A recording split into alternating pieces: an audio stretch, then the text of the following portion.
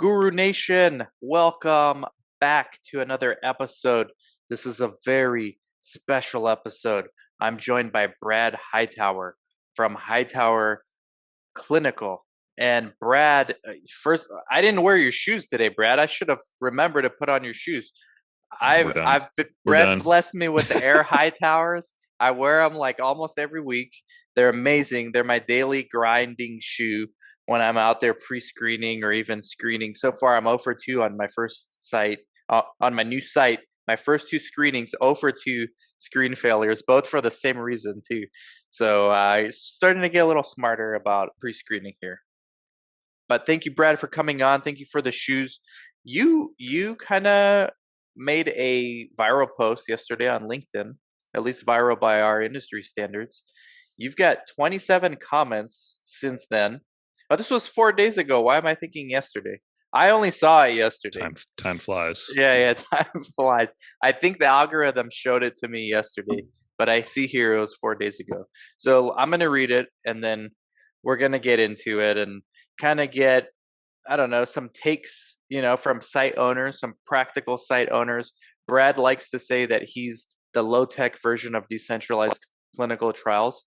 I kind of agree with him. Like, that's kind of what we're doing in a way. And Brad articulated it fairly well when he coined that term. So if you don't mind, Brad, I'm going to use that as well in the future.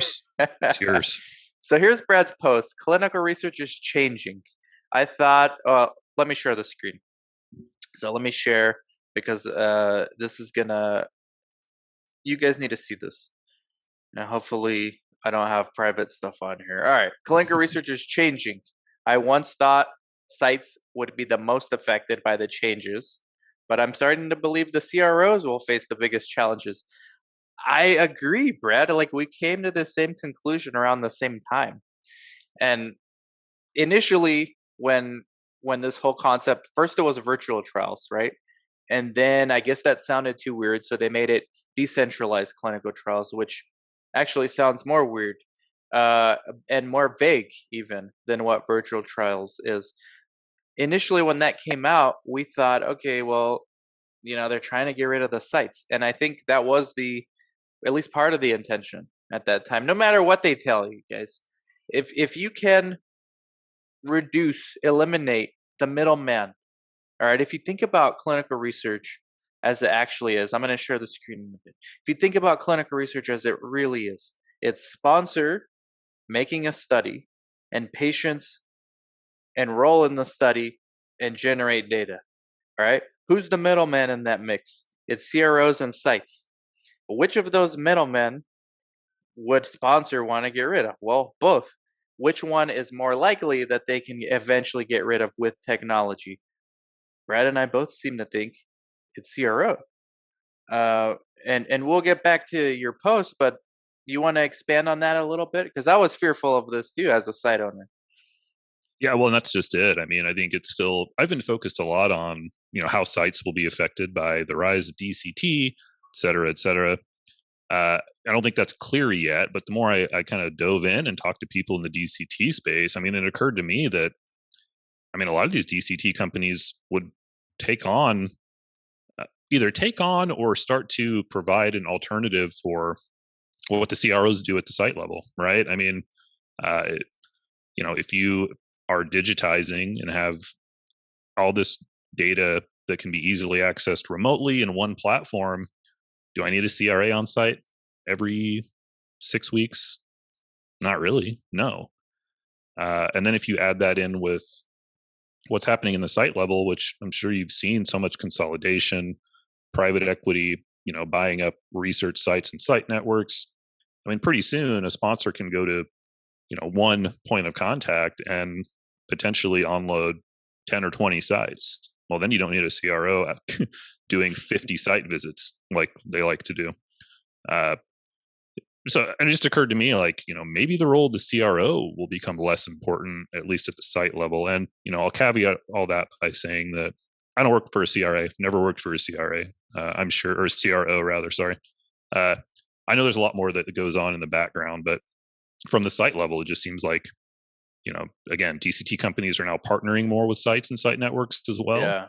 Yeah. Uh, so it all just kind of comes together to actually, if anything, looks like it might start to sort of infringe on the CROs. And again, I'm interested to hear what you're seeing, or if that kind of lines up.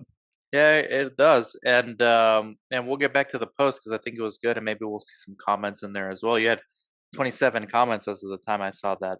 Um the CRO, so I own a very small CRO. We do some investigator initiated trials.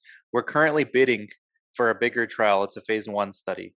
Um and we can handle that because it's only one site. So those are easier for us as a CRO, but there's a lot besides managing the site that goes into CRO, especially when you're full service. There's biostats, there's sourcing the vendors. We talked to another potential sponsor the other day. They didn't even know that the FDA was in charge of emergency use authorization. Like they know nothing. They just want to do studies. So you're kind of holding their hand in a way. You're like more like a consultant than anything else. So there's data safety monitoring board. There's medical writers. A lot of times these sponsors, they don't want to write the protocol. They want to outsource that. They have biostats. They have EDC, all the vendors, all the data management that goes into it. So it's a lot more than the sites. But Sure. I think those things can be easily outsourced by pharma as well. I think the core competency that CROs had and still have is site influence, right? Like if you choose us, our sites respect us, so they're gonna prioritize your study because that's basically the pitch. And I think that if sponsors can figure out a way with technology to kind of take over that aspect of site influence. I mean, what's better than influencing sites other than being like the trusted source for where the patients are going? And so, that's a site as well. So, anyways, as sites and site networks continue to consolidate, many sites can be identified and onboarded with less work. This is true. As DCT companies build more comprehensive solutions, there will be less of a need for cobbling together individual vendors, and more data can be reviewed and monitored remotely. As sites and DCT companies begin to collaborate more, participants will be added more quickly and efficiently with less need for middlemen. See, that's what you said as well. So, what does the future hold? Will CROs have to buy out DCT companies as they start to infringe on their market share? Am I way off base on both? Uh, or will both continue to coexist peacefully? So yeah, you're not way off base, and the community kind of had interesting things to add too. But what were your biggest takeaways from the comments you got, and were you expecting this many comments when you wrote this post? No, not really. I mean, I think it was a fairly mixed bag. And again, I think when you consider the source of who's responding, it's pretty clear, right? I mean, certainly a lot of people at the CRO level are like, no, CROs aren't going anywhere. If anything, they may need, may be more needed as all these things come together. But then you see people at the site level who do seem to agree. So yeah, I think it's still fairly mixed. But I wouldn't be surprised to at least see some of these guys get bought out, right? I mean, there's so many DCT companies competing. I mean, I can't imagine how they're all going to coexist. It's too much. And you had another post. As I get to some of the comments, I got a good one actually here that I made me think the day I was reading that post, and I didn't comment. I'm sorry, Brad. I didn't help the algorithm. I was just busy It's all reading good. the comments. I had nothing interesting to add here. I wanted to add the podcast to it. But you had another post a couple weeks ago. What is decentralized trials? Like you were trying to actually get a definition from people in the know. Like, what does that actually mean? And who came up with that term? So from the people you've discussed this with, the key opinion leaders in this space, what conclusion have you come to as far as what DCT actually means? I don't know, everything and nothing at the same time. So I have a little bit of a take issue with using the term decentralized trials, because it's not. If anything, isn't it more centralized because you're bringing in more things into one place? So you're actually centralizing more of the processes. It feels like, but Again, everything from using ePro to going direct to patient. Everything kind of within that spectrum seems to qualify as decentralized trials. So again, I think it depends on who you're talking to and what their, you know, what their particular offering is as to whether or not they call themselves decentralized. But it's really ultimately, I feel like it's more about providing some optionality to the patients, right? I mean, I feel like that's really what people are trying to do, and maybe patient centricity doesn't sound sexy anymore, so they wanted like a fancier word for it. But I mean, ultimately, that's what it really feels like, is making it easier on the patient to participate in the trial. Yeah. So I have a study. It's relatively simple, but there's going to be a one visit that requires multiple PK draws during a 24-hour period. So some of those draws are either going to be very early in the morning and or very late at night for the patient on the same day or in the same 24-hour period. And I brought it up to the sponsor and I actually used the term patient centricity. I said, can we make our process for this more patient centric by going to the patient's homes for these inconvenient hours? And for them to answer me this question took like a week of debate among who knows who in an ivory tower somewhere. And they came back and said, yes, we don't think that'll be a problem. And that's just for a simple PK draw. Right. Now, when you talk about all these other assessments for a study, to give the patient the option of doing that, it kind of requires the sponsor to be on board with that. And I don't know if sponsors are ready because I don't think they trust the technology yet. So I think we're in this weird period where like the idea is ahead of the capability of the technology. Well, at least ahead of the acceptance of it. I mean, again, we just don't. I tell people this, but like, I didn't see the industry change that much throughout even the COVID. A little bit here and there with the, plugging in maybe the option for home health checks and things like that. But sponsors still wanted to come on site. As soon as they were able to stop doing remote monitoring, they did. So Why do you think that is? why do I think it is? I'm sure it Yeah. has something to do with because they can bill more for it. I Really? could be wrong. I don't know. I could be wrong, but it's also, I get it, right? Like it's hard to know. Look, you only get what the site will send you. Right. So if you're on site, it's kind of easier to suss out what's missing. Right. And I have to think if you're a CRA and that's your job, you don't want to come in, 2 years later on site and realize how screwed up everything is because you weren't there to see it, That would right? have been And so that I have a story. So thankfully I don't monitor anymore now that I have the site, like the study where I was contracting on as a CRA. So I was monitoring during COVID, pre-COVID and during COVID. And my site switched me to remote monitoring. It wasn't the sponsor, it was the site. It was a big academic medical center, and they're mm, like, we don't I think they even still don't allow monitors back in now. It's in San Francisco, so it's like the last place where monitors are going to ever be allowed to set foot in again.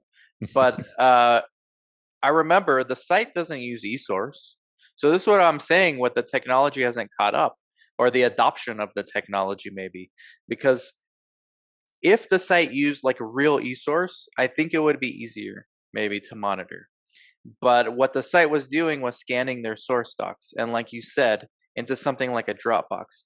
And like you said, it's very convenient if the site's not ready for you to monitor something to scan you the wrong thing, whether inadvertently or just, hey, let's see if they're ever going to know, or hey, oops, I just forgot. And you know what? Because of COVID, I'm not even at the site, so I can't get it to you for your visit. Put it on your action item for next visit. And the action item kept piling up. Now, luckily, they switched me. They had another CRA come in. Bless her heart, she's going to have to do it. That closeout visit is going to be messy. I told her that during the transition visit already. I said, that closeout's going to be messy. Try to get into the site, try to get physically on the site before your closeout visit. So I think it's more than just billing, for the CRO. I think they know that they get better site compliance if somebody's actually there. That's my thoughts. Well, and even as a site, as much as I hate to say it, I almost prefer the on-site visit. Hmm. They're there. We can get it all done. We're all on the same page. There's no ambiguity. They know that they've seen everything there is to see. I can rest assured everything's as clean as it needs to be. Hmm. And I mean, frankly, it's a pain in the ass to scan a crap load of paperwork if you're not using Esource as well. And like, I mean, there's no standard, right? Some have paper, some don't. Yeah. Uh, Everyone's source is different depending on the study. So again, I think it's just easier. Again, even though that may not be the future we're promised, where everything is remote. Have you switched to eSource? No, not I haven't. And we work with so many different investigators with different preferences. It's hard to standardize. And no, as much as I want to, I'm just as guilty as not adopting the technology that I think would help. Just because it's frankly it's hard. It's hard to think about when I've got 30 different doctors. Someone won't even check their email. Right. How am I going to get them to get an email that they need to sign off on Esource and to do it reliably? Yeah, I think that's a good. So it's tough to switch. The only we use eSource because we started from 0 studies with eSource, and now we have 3. It's easier. It's a little bit easier to start off using a platform rather than changing, even if it's on a new study. But like your staff gets used to, so your PIs. Then who wants to change that whole process? And it's not like we're incentivized to be more efficient as sites That's either, right. That's right? the other part of it is if the sponsor, it costs time and money to make Esource. I mean, if I knew the sponsor was going to pay for it, then that's another thing. Or if it dramatically made my life easier, if they're still going to come on site and look at stuff, then why am I going to do it? Hmm. So yeah, I don't think you're right. The incentive isn't quite there yet, I think, for the sites. I tell you one benefit. I have a remote. We have a intern from the CRC Academy who's still interning because she's finishing the class.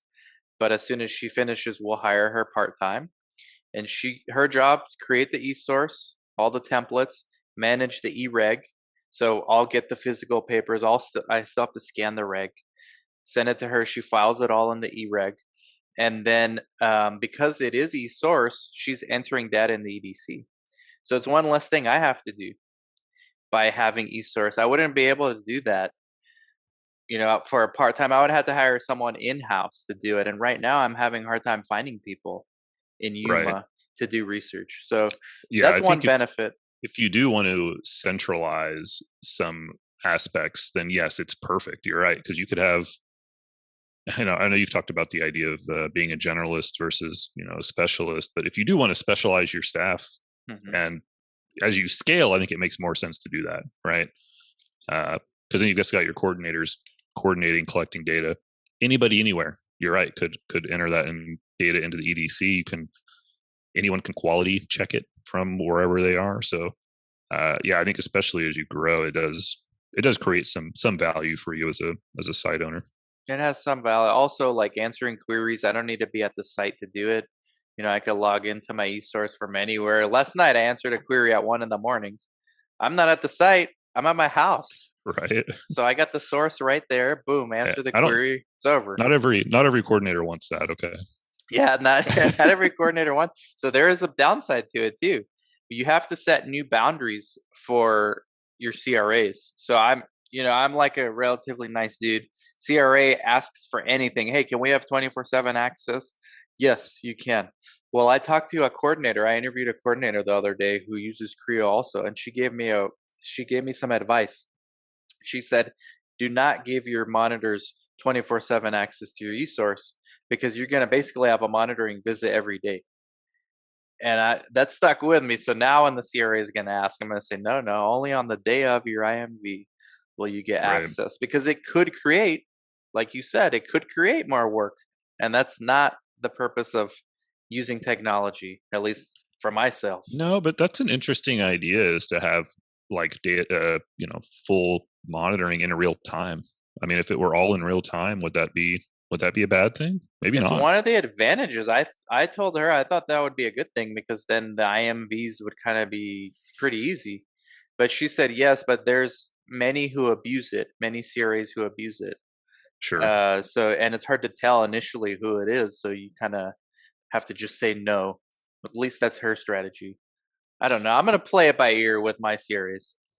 Yeah, I mean, I think that's a. I mean, as you become a more experienced research coordinator, though, that's a skill you learn, right? It's not to open more cans of worms, to keep things as to the point and sort of narrow as you can. Because yeah, I mean, I get that you don't want to create more problems where there didn't need to be any.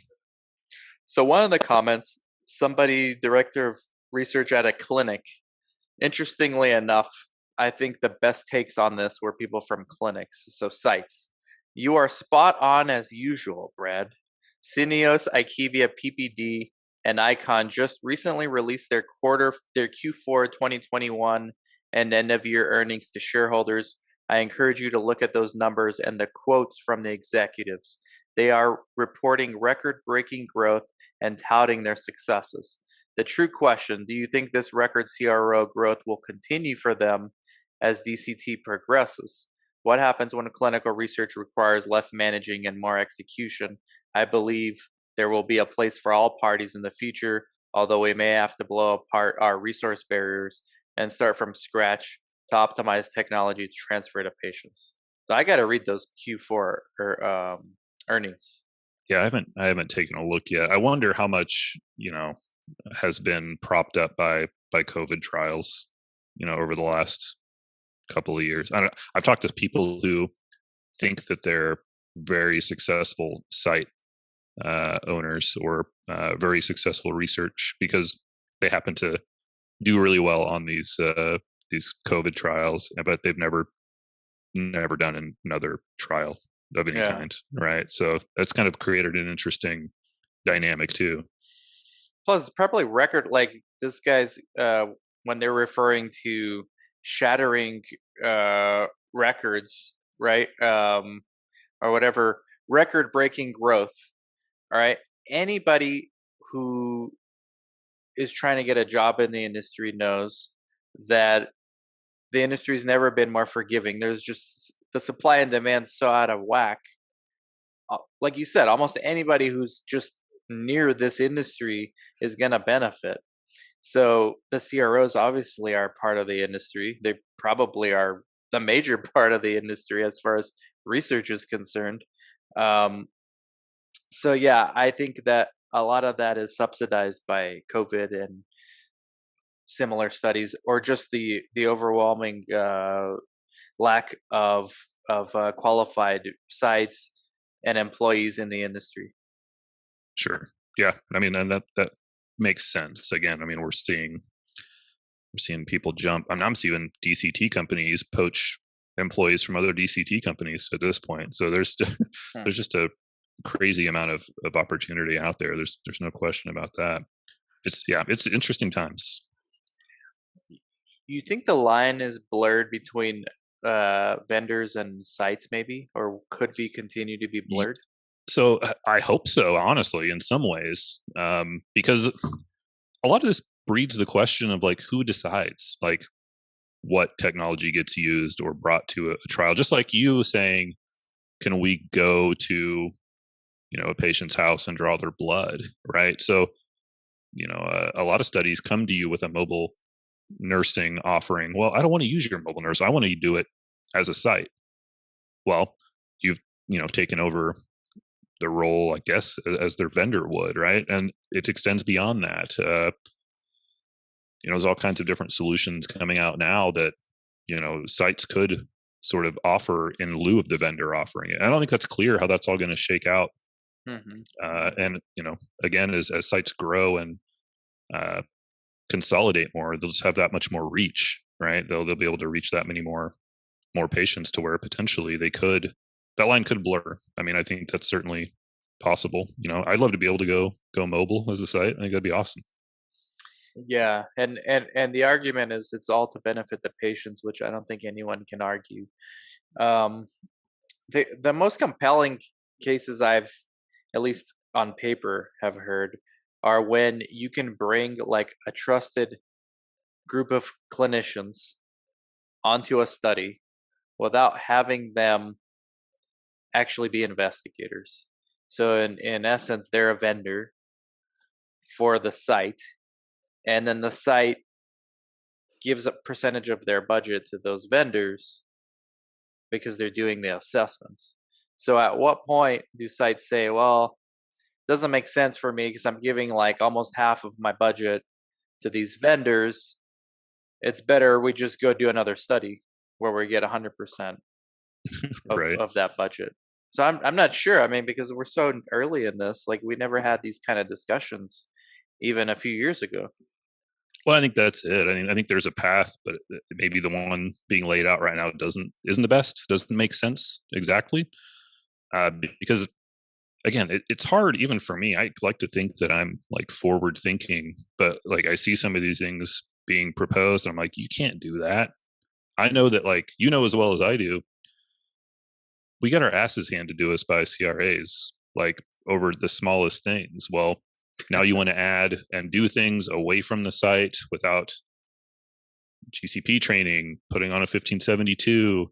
You want to ship drug to the patient whenever I had to take the temperature every single day for that drug and report it, but now we can just ship drug wherever it can be stored.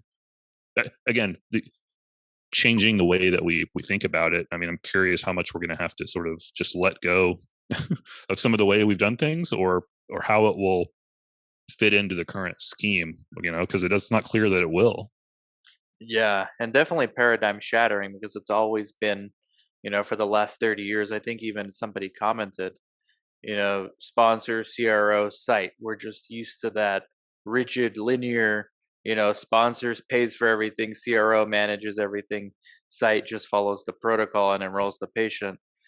That might be changing a little. Now it's more zigzagged, sponsor does this, but then the CRO does this, or maybe there's just a vendor instead of the site. So it's not linear anymore. And I don't know if that's going to actually, I mean, it's starting to happen and it's running in parallel with the traditional studies, because if you talk to most sites, they're going to tell you most of the studies they have are traditional. There's nothing decentralized about them. Right. Right. No, Uh, that's true. And that's, yeah, I don't see a whole lot of decentralization, or whatever, however you want to say it. I mean, as much as you would think, with as many times it's plastered on LinkedIn about how DCTs are the cure to all of our problems. I mean, I don't see a lot of it being implemented yet. yeah, I would say there was a study. This was like in 2015. The industry did. I think it was the group that's affiliated with Center Watch. There's a Tufts University out in Boston. They Mm. did a study. I don't know the actual numbers, but in 2015, the majority of clinical research budgets went to CROs. That makes sense, right? They predicted back. This was 2015. They didn't know anything about COVID. They predicted that by 2030, the majority of clinical research budget's going to go to vendors. So somebody saw the writing on the wall early. This is some think tank. All they do is think about these things. They think about it much more than you and I, Brad. We're too busy doing to think. Right. But this has been a trend. So like we're in the middle of it now. If the expectation is 2030, we're only 8 years away from that.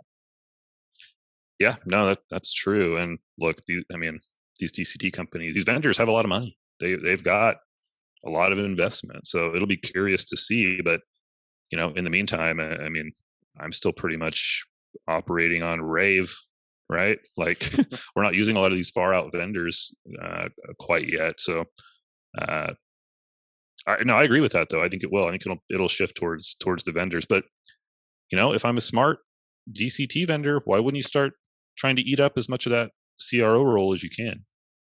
Yeah, it's almost as bad as the virtual trial, like the fake virtual trial that we saw 2019. I think COVID put an end to that, but where these companies would go in, they'd be backed by big CRO. They would go off the record, they were backed by them. They would go into doctors' offices and say, "Hey, you want to be part of a study?" The doctor would say, "All right, what do I got to do?" "All you got to do is give us access to your database in perpetuity. We're going to run retroactive, prospective study, all kinds of trials." So that's a virtual trial. What they're doing, they're just mining the patients, right? So that they can see, okay, if this site if we're running an indication for XYZ, we already know these patients are here. It may not be that doctor doing it, but we have access to them. We can talk to that doctor, and then we can put a site that's experienced next to them, and they can get the patient flow that way. I think that was the rationale for that, and we're not seeing that anymore. We're talking now about just going straight to the patients directly, sort of bypassing these trusted providers. But I don't know where the patients are going to come from, because the sponsors, you have to establish some kind of trust with the patients, and no one's been able to answer that question for me.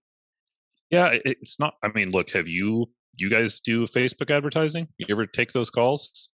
Yeah, we do. We do Facebook ads. Yeah. I mean, how successful is your hit rate with just advertising? It's not. I mean, No, it's ours isn't horrible. great. Yeah, It's it's terrible. horrible. Yeah. So if you're not, you know, again, connected in with a physician or a clinic or a site, like I don't know. Maybe they're better marketers than I could ever dream of being, but I don't see how you're gonna do that without being ridiculously inefficient. So maybe because interest rates are so low, venture capital money needs to go somewhere. They're going into these things, but when rates go up, these VCs start getting more practical about where their money is going. Yeah, That's my that kind of guess. makes sense. That kind of makes sense. Actually, I never thought about that. I mean, although if you're if you look at the market from the outside and you see the money that IQVIA or Cineos or whoever's making, and then you see that like what's really new from the outside? Nothing really, not in a while. Mhm. I mean, it makes sense as an industry to target. I mean, I feel like it is probably rife for innovation. I mean, look at what we do. It's if you're at a site, at least you can see the terrible inefficiencies that happen at these big CROs. So it's not surprising that somebody thinks they can do these things better. Yeah, I mean, you got a bunch of comments on this post, so I'm gonna put a link to Brad's LinkedIn profile underneath this video.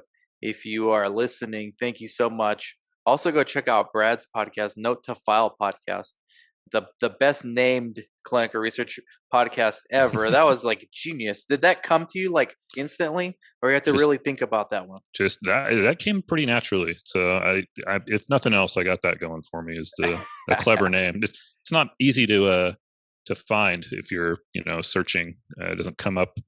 It's not like a clinical research podcast. I should have kept it simpler, probably. No, everybody needs to go listen. As we wrap up, Brad, enough about DCT now. Um, we'll have more on that. What what is your day like? Your day to day with Hightower Clinical? Are you still coordinating?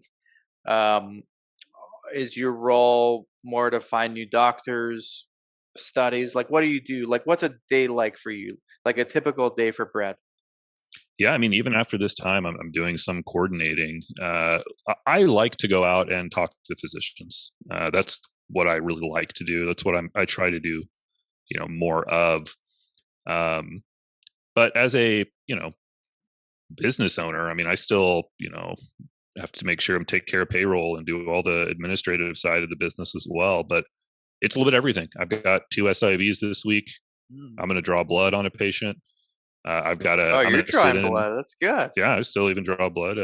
I'm going to help out at a monitor visit. And then I'm going to fill out some feasibility questionnaires and sign a CDA and pretty much everything there is to do. I still have a hand in because this is what I love. This is what I love to do. I love that about this industry is that, I mean, it's a little bit of everything. It keeps things really exciting. I think we talked a little bit about this last time in our last podcast, but are you pretty much still just in OKC, or do you have any sites outside of Oklahoma City? Not yet, but that should be changing here probably this year. I've got a few uh, opportunities, and I think a few are going to land. So I think we'll start to see some expansion into some other states. I'm excited about that. So your coordinators, the ones in OKC, how how many approximately do you have? If you want to share, Sure. do they drive? Do they work from home? How did you structure that whole thing? Yeah, I mean, all of the above. So I've got there's 9 of us all together here in Oklahoma City, and I have two kind of main offices as I view it. There's a hospital system that we're embedded within, and we have a standalone office on the north side of Oklahoma City. So, and then in between, we've got 5 or 6 clinics that we're sort of embedded in to different degrees, depending on how much space we have. So, look, I worked at research sites that all they care about is being there from 8 to 5. That's not really my thing. So I do give our coordinators a lot of leeway to handle things the way that they feel they need to be handled, whether that be a day of working at home or a day of being in the clinic. We just have to be there to make sure that we're there to see patients, support our PIs, and keep enrolling these trials. So I'd say it's I'm fairly wouldn't say hands off, but I'm not a micromanager. So I give them that ability to make that decision, and so far so good. So far, I think just hearing you describe the model a little bit, I think Esource would benefit you. It would just be probably the PI would be the toughest part, but as far as your staff are concerned, and for you to like kind of manage, have oversight, that's what I foresee doing. One of the things I wanted to ask you, I only have 2 sites here. I have one doctor, internal medicine. I have a dermatologist literally across the street. One thing I've noticed, and it's just me, my nurse practitioner who's part time, and then I have my wife who helps me out. Where I'm interviewing my first employee maybe tomorrow. She's an MA, so hopefully she'll be like the first research assistant and then a coordinator. One thing I've noticed, there wasn't a need for me to be in the office every day, but almost all the time, good things happen when someone's in the office. I just randomly start getting patient referrals. Yeah. Even though they have my number and I've told the providers, hey, you find somebody, you text me. But when I'm there, they bring me a piece of paper and say, hey, got the patient for you. I'm glad you're here. One of them even said that. I'm glad I saw you. And I told her, well, thank you, but you could text me too. It didn't Yeah. register, like out of sight, out of mind. Yeah, no, that's So 100% true. And I saw that a lot when I worked in a hospital previously, that we were away from the hospital through a sky bridge or whatever. But I would just walk down the hall, and I can't tell you how many doctors would just see you. Oh, hey, there's a couple patients in my pocket. I'm like, I never would have seen those patients if you hadn't just happened to have seen me. Yeah. So yeah, you've got to encourage and sort of integrate that check-in, with your physicians. And you're right, it's never, it's not a bad idea to be present and be seen, because again, it goes a long way. I think I'm gonna have that because like the work from home thing's intriguing to me for the employee, but I kind of want them at the office just for that, just for, and so I can just check in randomly and make sure they're there. But really, it's because I'm not gonna go to someone's house and do that. Are you working? Right. But if I stop Yeah, by the office unannounced, hey, you better be there, that's true. doing And something. I think for us too, we've got multiple people usually, so someone's in the office, because the doctor's going to go.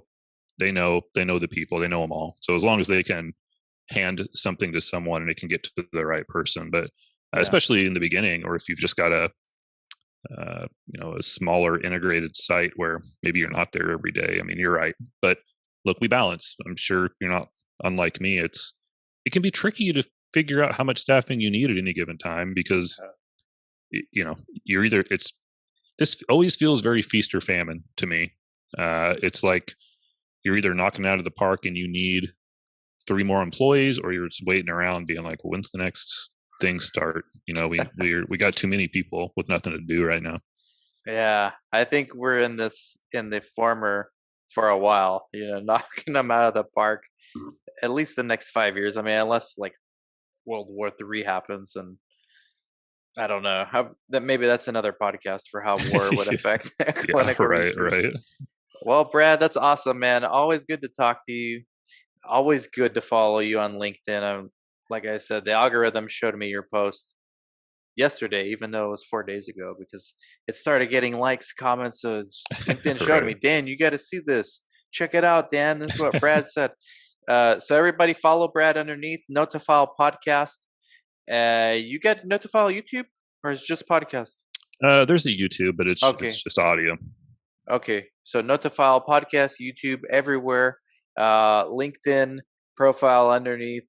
Thank you very much, Brad. Anything else you want to say? Anything that we didn't discuss or you really want to get off your chest right now? No, I think I got it all out there. I appreciate you having me on, man. Thank you, Brad. We'll catch you guys later. And everybody go connect with Brad right now. Take care, Guru Nation. Bye-bye.